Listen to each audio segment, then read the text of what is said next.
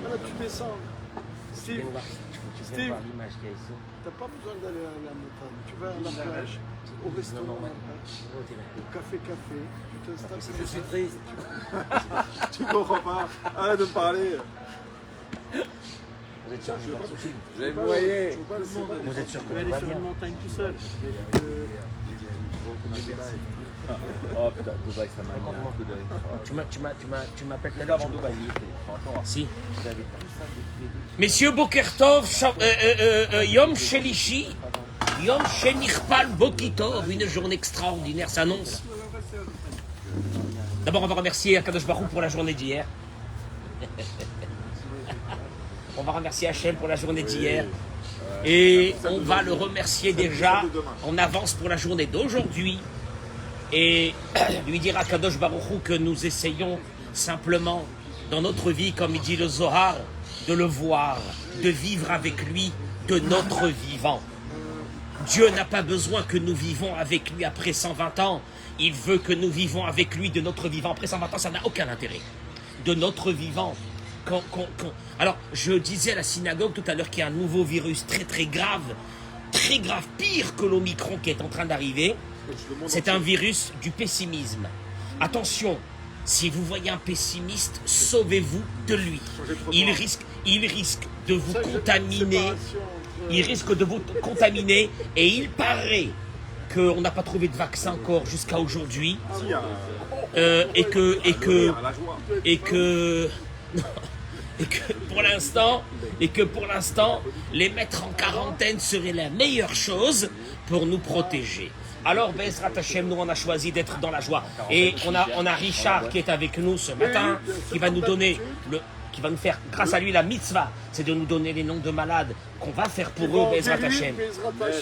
Alors, Refoua Shelema, Joël Teila Batodet, Liz Noémie bat Julie Frecha, Monique Esther Batodet, Jocelyne Batoraïda, Victor Ayouch Ben Odet, Maurice Moshe Ben Odet, Zarisara Batrana, Sarah Colette Batluise.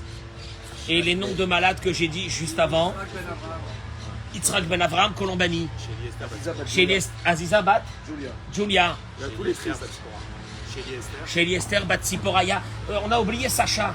Vous avez le nom de ce garçon qui s'appelle Sacha. Oh mince. Oui, quand tu le trouves, tu me le donnes. Tu me le donnes. Et qu'une refoua shelema complète et des grands miracles pour tous les gens tristes. Que Dieu leur enlève cette maladie. Non, leur enlève cette maladie. C'est une maladie. Attention, ils sont pas tristes parce qu'il leur manque des choses. Eux, ils vont t'expliquer que leur tristesse, elle est parce qu'il leur manque des choses. Mais sachez qu'en fait, il ne leur manque rien. C'est juste une maladie. Un pessimisme. J'accueille nos amis sur les réseaux sociaux ce matin. Adora Geoula. Nous sommes le 25 janvier 2022. 24 degrés. Température 20... Non, on va pas leur mettre là. C'est péché. Hein? C'est je sais pas combien, mais température exceptionnelle, Baruch Hashem. Kadosh Baruch Hu ait pitié de nous. Kadosh Baruch Hu ait pitié de nous. Mais surtout, regarde. Dora Geoula, qu'est-ce qu'ils font ces gens? Ils auraient pu partir, Hashem. Ils auraient pu partir, aller travailler, aller continuer à faire ce qu'ils ont à faire. Ils se sont mis là pour toi, Kadosh Baruch Hu, pour écouter ta parole, Hashem. Alors, les Vakasha et tous ceux qui se connectent avec nous, Kadosh Baruch Hu, il te malère alechem berachamim, de la miséricorde sur vous, qu'Hashem il vous envoie. Amen, Kani Ratson. Im Kesef, dans la paracha de cette semaine. Im Kesef talvé et ami. Si tu prêtes de l'argent à quelqu'un de mon peuple, Rachi ramène tout de suite le mot. C'est l'une des seules fois dans la Torah que le mot si n'est pas facultatif. Pas si tu prêtes de l'argent. Qu'est-ce que ça veut dire si? Si tu veux prêter. Non. Il y a une obligation de prêter de l'argent. La Torah continue et dit était Ani, le pauvre. Aïmar qui est avec toi. Lotiye lokenoché. Ne sois pas pour lui comme un créancier. Lote simoun alav desher. Ne lui imposez pas d'intérêt. Et ani im kesef talvé si de l'argent tu prêtes, et ani, le pauvre Imar. Le pauvre Imar. Le pauvre Imar. Qu'est-ce que ça veut dire Imar? Qui est avec toi? Enfin, il est là, parce que s'il n'est pas là, je vais pas lui prêter. Donc Imar, ça veut dire qu'il est avec moi. C'est une évidence. J'ai pas besoin que la Torah me dise, Olivier, viens t'asseoir, mon chéri. Il a mis son manteau, voilà un pessimiste. Viens ici. Encore un pessimiste, viens ici. On va te guérir. Viens ici, mon chéri. Viens ici. Voilà. Tous les matins, il demande sur toi. Tous les matins, des centaines de personnes demandent où il est Olivier. Non, il est là, Baruch Hashem. Hein? Non, dans 2 minutes, il aura très chaud. Bezrat Hashem. Rashi, il dit, et ani imach.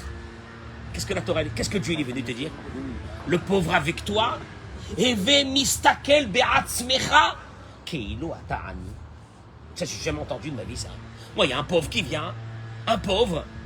Je signale que dans mon esprit, le pauvre, c'est pas seulement celui qui manque de l'argent. Le pauvre, c'est chacun, il est pauvre sur quelque chose qu'il n'a pas. Chacun est pauvre sur quelque chose qu'il n'a pas. Chacun. Il y a un, c'est ses enfants. Il y a un, c'est sa femme. Il y a un, c'est son mari. Il y a un, c'est chacun. Chacun, il est pauvre dans quelque chose. Et il vient vers toi. Il te demande de l'aide. Et t'es Ani Imar. C'est un pauvre qui est avec toi. Rachidi. Eve mistakel be'atzmecha keilu ata'ani. J'ai jamais entendu ça.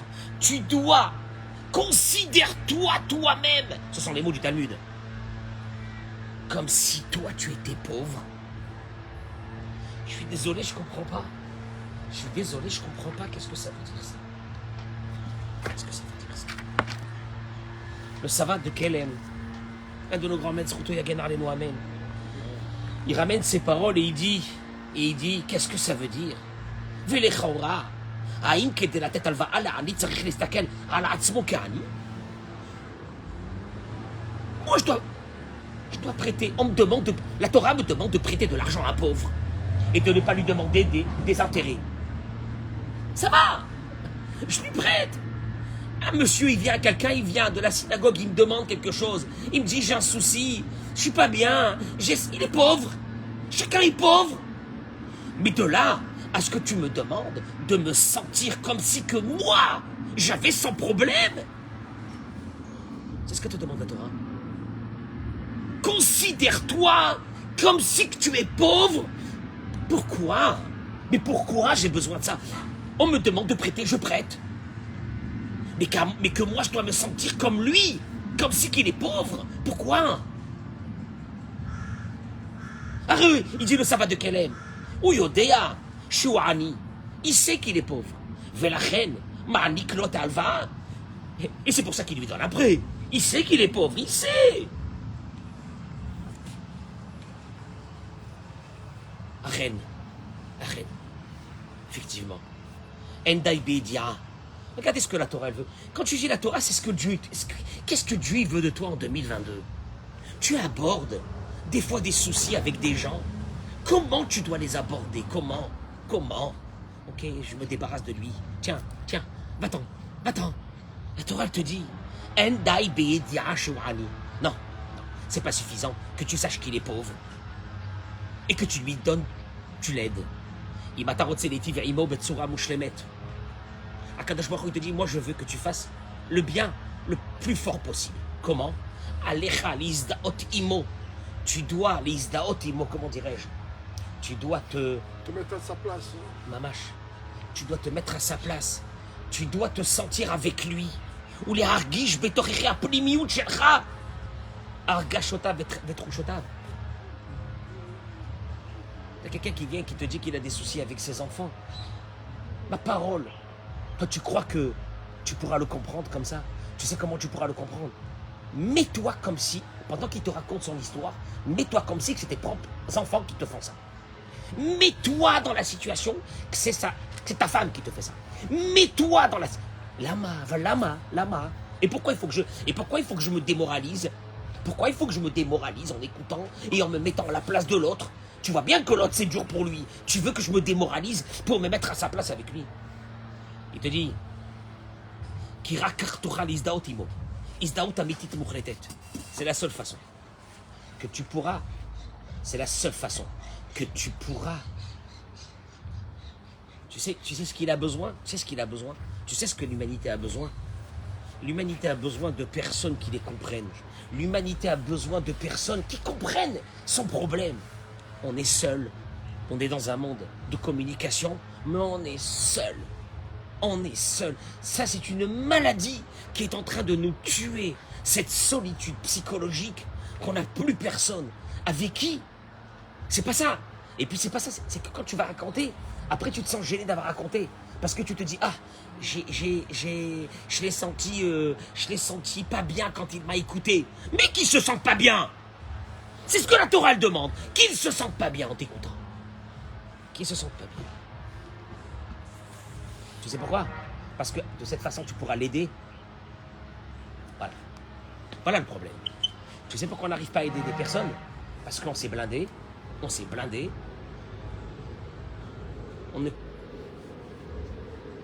C'est terrible. C'est terrible ce que je suis en train de dire. C'est terrible. On s'est blindé. On écoute que des gens sont partis. Moi, je vois dans beaucoup de communautés. Combien de personnes de la communauté vont dans des enterrements et dans des choses comme ça? C'est dur. Ils veulent même pas entendre parler de ça. Ils ont peur. Ils ont peur que c'est un virus qui va les toucher. Ils ont peur de se ressentir à la place de l'autre qu'il est en train de vivre ça. Et te dis une chose, mais sachez une chose, que celui qui a cette capacité à porter le chargement de l'autre, c'est le contraire de l'égoïsme. Il dit le sabbat de Kélem. À l'intérieur de nous, on a un mécanisme qui repousse toutes les douleurs des autres. Excuse-moi, je peux pas sentir. Il veut même pas savoir qu'est-ce que l'autre il est en train de passer. Il voit un copain qui est en train de souffrir. Il ne veut même pas regarder son visage. Comme il dit le Chovot Alvavot, Rabbeinu Barié, il dit dans son livre, il donne quelque chose à un pauvre juste pour le repousser de lui, pour se débarrasser de lui, pour ne pas qu'il soit à côté de moi. Il te dit, mon cher Rabbeinu, il est sorti du palais de Pharaon. Moi, je vais vous dire une chose, il y a des gens qui vont devenir, qu'on le veuille ou non, Dieu va les nommer des leaders dans le peuple juif. Un beau jour, ils seront des leaders dans le peuple juif. Il n'y a rien à faire. Pourquoi? Parce qu'ils n'ont pas chassé, ils n'ont pas enlevé d'eux la douleur des autres. Ils l'ont pris. Qu'est-ce que tu as? Raconte-moi. Et je sens ça. Et puis c'est pas ça. Je suis bouleversé. Tu es bouleversé? Akadosh Baruch Hu dit, tu es bouleversé de ce que tu as entendu? Sache une chose. Tu vas devenir un leader. Pourquoi? Parce que Moshe Rabbeinu, Yatsa me Armon Paro, il est sorti du palais de Paro. Il est parti chercher les douleurs de ses frères. Moshe, tu es prince d'Égypte. Reste dans ton palais. S'il te plaît. Ne te colle pas avec ces gens-là qui sont en train de souffrir dans des camps de la mort. N'y rentre pas là-bas pour les voir. Il est parti. Il voulait ressentir à l'intérieur de lui. Et à Tsarot.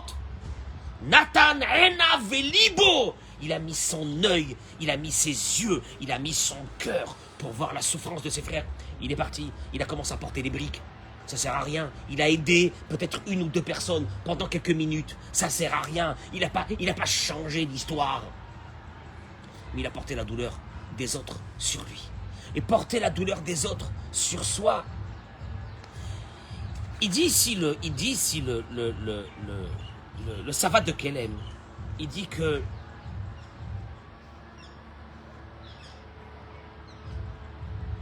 la majeure partie de notre souffrance, quand on a un issayon dans notre vie, on a une épreuve dans notre vie, c'est qu'on se sent seul. Il y a le souci en soi, il y a le problème en soi, mais il y a une deuxième chose, cette solitude qui va nous tuer. Elle va nous tuer. On est dans 50 groupes, il ne sert à rien.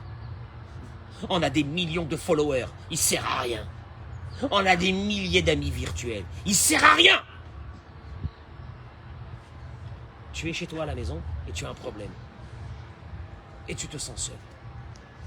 N'importe quel problème. Avec les enfants, avec le mari, avec la femme, avec de la santé, avec la parnasse, ce que tu veux.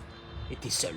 Et en fin de compte, tu es seul. Tu te rends compte un beau matin que tu pensais que tu avais des milliers d'amis, tu es seul. Et quand quelqu'un il vient chez toi et te dit qu'est-ce que tu as, raconte-moi ce que tu as. Et qui t'écoute. Je suis désolé, tu n'as pas solutionné le problème. Parce qu'il y a des fois des problèmes qu'on n'arrive pas à solutionner. Mais il te dit, regardez les mots du Sava de Kelem. Il te dit, la plus grande partie de la souffrance d'un être humain, c'est pas son problème qui le fait souffrir. Nigra minarga shashu boded besivlo. Il se sent seul. Cette solitude elle va le tuer. Il se sent seul. Et il s'enfonce à l'intérieur d'un marasme qui est à l'intérieur de lui. Il se dit, je suis seul. Je suis seul dans mon problème. Il n'y a personne, même pas pour l'écouter. La reine cachée Chavero no seimo be'ol. Il dit le Sava de Kelem. C'est énorme. Quand quelqu'un t'écoute, il t'a pas solutionné ton problème. Mais tu sais qu'est-ce qu'il t'a fait? Tu t'es senti pendant un moment accompagné de quelqu'un. Accompagné de quelqu'un. Tu comprends qu'est-ce que ça veut dire être accompagné? Ça veut dire qu'il a ressenti avec moi ce que j'étais en train de passer. Rachid te dit, tu ramènes Mout Lagmara, était un Irimar, le pauvre avec toi. Qu'est-ce que ça veut dire? Il dit, Rachid, considère-toi, toi-même, comme si tu étais le pauvre. Traduction, le pauvre, il a des fois pas besoin que tu lui donnes de l'argent. Le pauvre, il a besoin souvent, parce que nous, on est là à penser qu'à la petite pièce. C'est pas la pièce. On est tous pauvres dans quelque chose. Et on est tous pauvres dans des choses qu'on a besoin. Et on est tous pauvres qu'on n'est pas compris. Et on est tous pauvres qu'il n'y a personne pour nous écouter. Et on est tous pauvres qu'on se sent seul. Regardez, je voudrais vous ramener juste une chose. Je peux parler pendant encore 2 heures sur ça, mais cette malade de Nosé Berolim Havero. On va faire une pause pour aller chercher du monoeil. C'est bien. Il y a une partie de l'Assemblée qui... Samuel, il y a une partie de l'Assemblée qui désire avoir du monoeil. Là, il commence à faire chaud. J'ai pris la photo, là, j'ai immortalisé le moment, c'était magnifique. Magnifique. Juste une chose que je voudrais vous ramener, qui me touche énormément. David Amelech, alav shalom. David Amelech, alav shalom, dans son livre de Tehillim. Écoutez-moi bien. Peut-être que certaines, il n'y a rien dedans. Peut-être que certaines personnes se rappelleront de ça au moment voulu. Et ça sera très important. David Amelech, il dit Ke'ayal ta'arog. Écoutez, c'est énorme. Ke'ayal ta'arog ala fikemaim. Ayal, c'est un cerf. Un cerf. Ke'ayal ta'arog ala fikemaim. Comme un cerf qui aspire à un cours d'eau. Ainsi mon âme aspire à toi, mon Dieu. Comme un cerf dans le désert, il aspire à un point d'eau. Ainsi mon âme aspire à toi, Dieu. Et là, non sage attaque ce verset de plein fouet. Comment? Ayal, c'est pas un cerf. Ayal, pardon, c'est un cerf, oui. Ta'arog, c'est pas au masculin, c'est au féminin. Un cerf, elle aspire à un point d'eau. Et là, non sage, il vient et dit, c'est faux. Ça aurait dû être marqué, qui ayal, comme un cerf. Comme un cerf. Ta'arog, il aurait dû être marqué comme un cerf. Yarog à la fikemaï. Ta'arog, c'est au féminin. Aspire, elle aspire. Yarog, il aspire.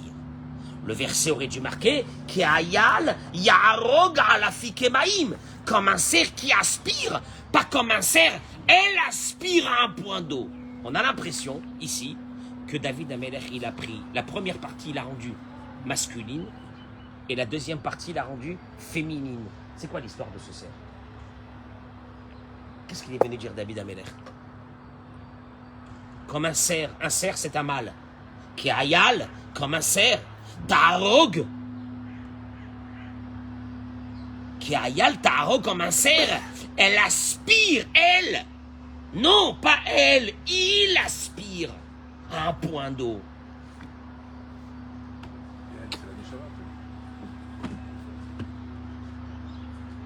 Est-ce que vous avez entendu parler de Iov? Hachem Erachem, tout ce qu'il a souffert.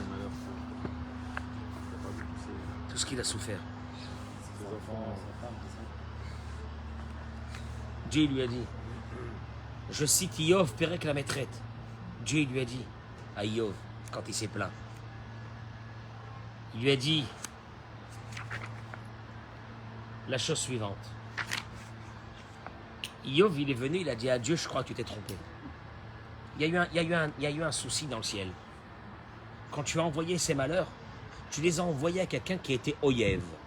Oyev, un ennemi à toi. Et l'ange qui a amené ces malheurs, il s'est trompé. Il me les a envoyés à moi parce que je m'appelais Iov. C'est les mêmes lettres. C'est ce que ramène la Gemara. Tu t'es trompé. C'était pas sur moi que tu aurais dû envoyer ça. Akadosh Baruch Hu lui a répondu.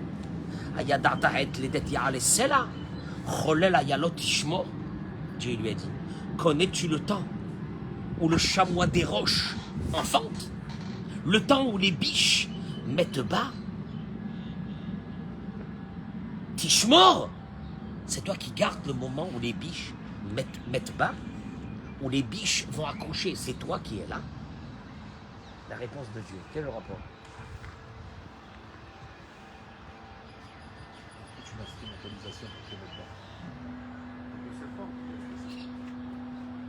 Je ramène les paroles de Rachi, hein. Je ne fais que les traduire. Une biche, il y avait une sorte de biche dans les déserts. Je ne sais pas si elle existe aujourd'hui, mais elle existe à l'époque. Elle a une matrice qui est étroite. Et son petit ne peut sortir. Les mots du Rachi, hein, je les cite. Mais au moment où elle va accoucher, Dieu dit à Iov, je lui dépêche un serpent qui la pique à la matrice. Il va la piquer à la matrice. C'est une sorte de césarienne qui s'ouvre. Alors, c'est une sorte de biche dans le désert qu'elle ne peut pas accoucher s'il n'y a pas ce serpent qui vient la piquer. S'il vient un instant trop tôt, il lui dit Dieu, ou trop tard, elle meurt aussitôt. Or, si je fais la distinction entre ces instants précis, est-il concevable que je vais confondre moi, il lui dit Dieu, moi-même la biche dans le désert, je m'occupe d'elle. Je vais confondre entre Iov et Oyev. Fin du Rachi. De quoi tu parles? Eh ben, il se passe une chose extraordinaire avec cette biche. Elle a un lien avec Dieu qui est énorme. Tu te rends compte? Elle tombe enceinte, elle sait qu'il va arriver le moment, elle va prier à Dieu, elle va lui dire je ne peux pas faire sortir mon bébé. Il va lui envoyer ce serpent à l'instant où elle a besoin. Écoutez-moi bien, c'est fabuleux. Non, c'est pas ce qui se passe dans l'humanité, mais c'est énorme. C'est énorme. Quoi, Dieu s'occupe même de cette biche? Dis-moi, il a du temps. Vous savez pas c'est qui Dieu? Il a du temps. Juste que David Amelech dit la chose suivante. David Amelech dit que... Vous savez pourquoi c'est marqué Keayal, Ta'arog?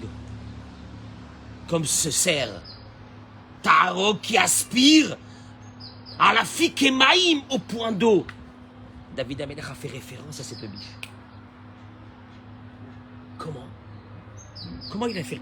À la biche qu'on vient de parler maintenant. Il a fait référence. Au moment c'est qu'elle doit accoucher. Il dit David Amelech que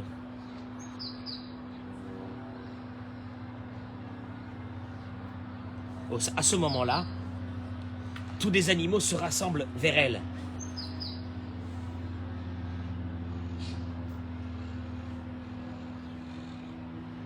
Il dit David Amelech que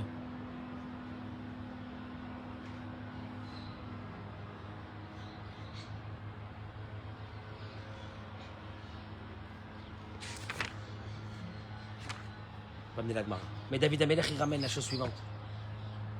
Qu'est-ce qu'elle fait à ce moment-là?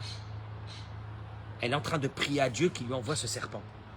Les animaux viennent vers elle et lui disent on a besoin de toi, il n'y a pas d'eau.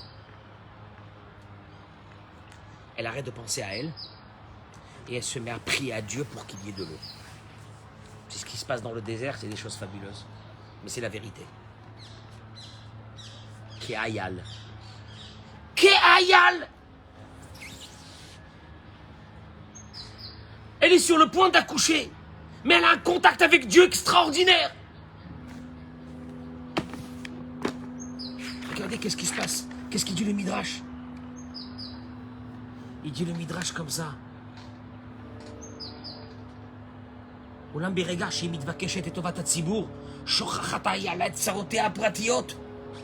dit, elle oublie ses propres problèmes à ce moment-là. Et elle devient comme un ayal. Elle devient comme un cerf. C'est une femelle. Elle doit accoucher. Elle arrête d'être femelle.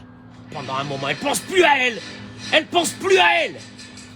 Elle devient comme un mâle. Ta'arog. Et elle aspire, elle prie pour qu'il y ait de l'eau. Pour que tous les animaux puissent boire. David Amelech, il dit Ke'ayal ta'arog ala fikemaim. Ke'ayal. Cet animal devient comme un mâle. Elle est une femelle, elle devient comme un mâle. Ala fikemaim. Pour avoir de l'eau pour tous les animaux. Kenafshi ta'arog elecha elokim. Akadosh Baruch Hu, c'est ce que je voudrais être. Moi aussi. Comme elle. Ne pas voir mes soucis. Et m'occuper que des autres. Ne pas voir mes soucis. Elle ne voit pas ses soucis à ce moment-là. Et elle s'occupe que des autres.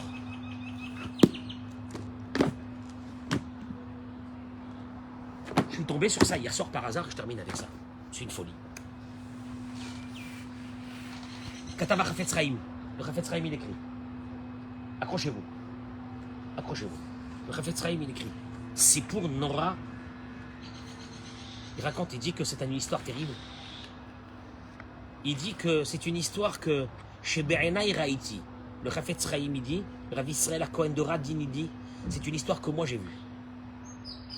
Mais plus tard, Nodar, on a su que c'est pas seulement qu'il a vu cette histoire, mais c'est lui, c'est chez lui que cette histoire s'est passée. Lui, il raconte l'histoire dans ses livres en disant, je l'ai vu. Mais d'autres rabbins qui étaient de la même époque ont marqué que c'est pas vrai.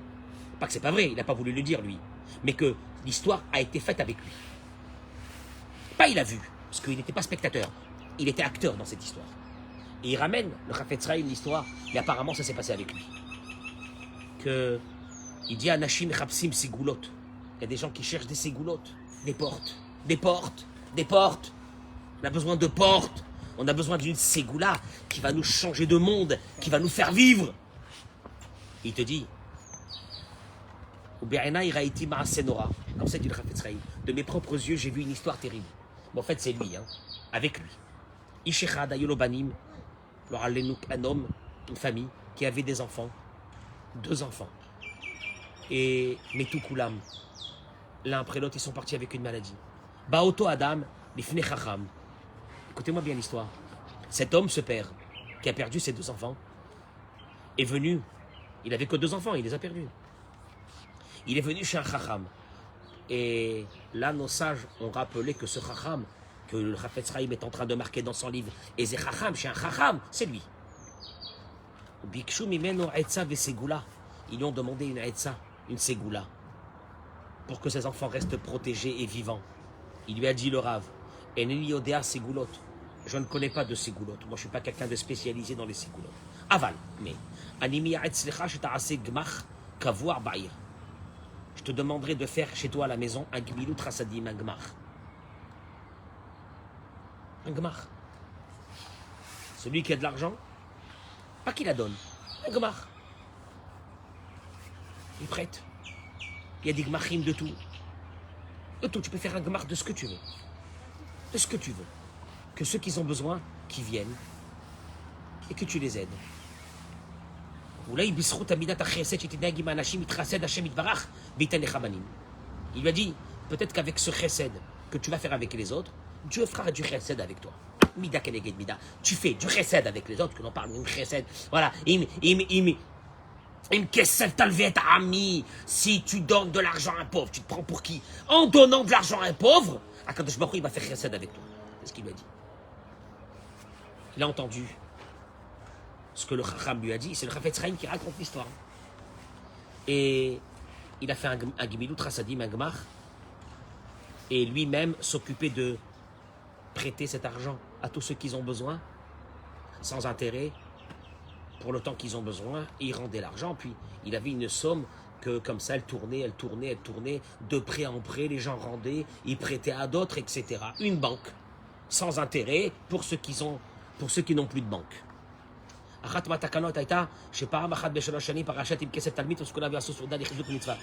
Et ils ont décidé que tous les 3 ans, en arrivant à la paracha de cette semaine, si tu prêtes de l'argent à un pauvre, ils font une fête. Donc parachat Mishpatim, tous les 3 ans, tous les membres de l'association se rassemblaient, faisaient une grande fête. Et Chafetz Chaim, il raconte que après 3 ans, le jour de la fête qu'ils ont fait, c'était le jour de la Brit Mila. Il venait d'avoir un petit enfant, ce monsieur. Dieu a commencé à faire le chesed avec lui. Et pendant plusieurs années, ça a duré comme ça. Et voilà qu'un jour, il est venu chez le Chacham. En fait, il est venu, le Chafetz Chaim, il dit le Chacham, et c'est lui. Un jour, cet homme est venu en lui disant qu'il n'avait plus le temps de faire ça, que c'était trop dur de le faire. Et le Chacham, il lui a dit, tu es obligé de continuer à le faire. Bon, après encore quelques années, c'est vrai que peut-être le Gemilut Chasadim est devenu très grand. Il lui a dit, j'ai pas le temps. J'ai pas le temps. Trouvez quelqu'un, Bevakasha Chacham, je vous en prie. Ils ont fait donc des Bechirot, ils ont fait un vote, et voilà qu'il y a eu un nouveau directeur dans ce Gemilut Chasadim qui a été pris.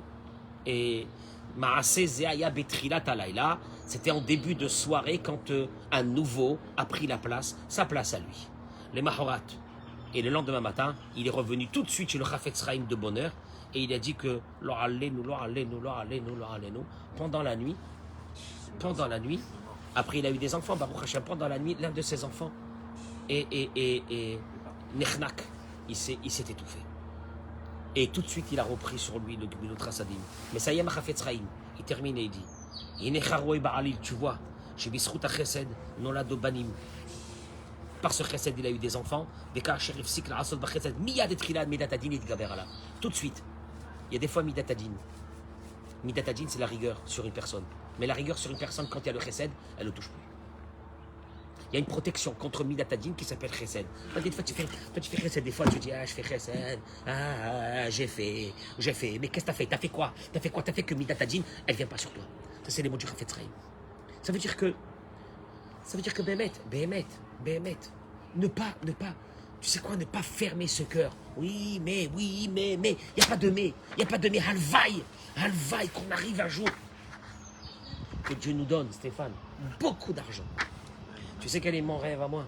Mon rêve, c'est d'aller à Jérusalem, même dans les quartiers pauvres, ici, avec des camions remplis de manger, de tout ce que tu veux, de distribuer à tout le monde, j'ai un rêve. Je disais à Rav Dov, si je pouvais aller à Yerushalayim, à Kiryat Yovel, où c'est qu'il y a là-bas des centaines d'Avrichim, tu les vois, des petits Français, mais qui vivent.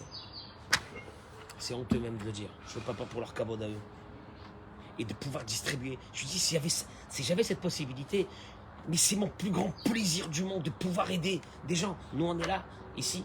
Vous traversez juste la route. Vous tombez sur Nordo. Alors, vous savez quoi? On va demander à Kadosh Baruch Hu qui nous donne la possibilité de vivre avec les pauvres, de ressentir ce qu'un pauvre il a besoin. Et un pauvre, je vous rappelle, c'est pas seulement, comme je viens de le dire maintenant, ceux qui n'ont pas de quoi manger. Un pauvre, c'est pas seulement ça. Un pauvre, c'est nous tous. On est tous pauvres dans quelque chose.